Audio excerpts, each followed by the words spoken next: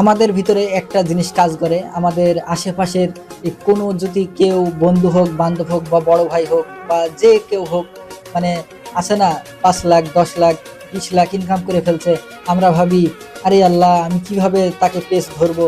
আরে ভাই, আপনি কেন তার পেজ ধরবেন না, আমাকে বোঝান, আপনি কেন তার পিছে যাবেন?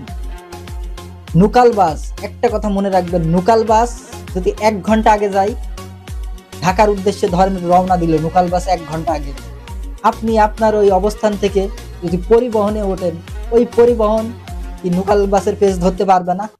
নুকাল পরিবহন যদি টান শুরু করে, ওই নুকাল বাস ঘুমো খুঁজেও পাবে না ওই পরিবহনে।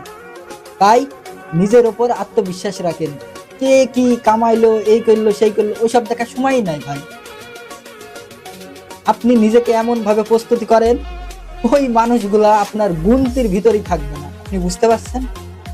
তো কে কি কামাইলো, কি আমি আসলে পারবো না, আমার দিয়ে হবে না, এইসব চিন্তা ভাবনা বাদ দেন। এইসব আদিম চিন্তা ভাবনা দিয়ে আসলে জীবন চলে না। জীবন জীবনের মতো চালাইতে হবে ভাই। এসব আদিম আসলে চিন্তা ভাবনা একদম ফেলে দিতে হবে।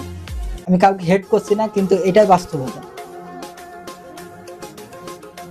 তাহলে আর ইতিহাস বলে একটা জিনিস থাকতো না।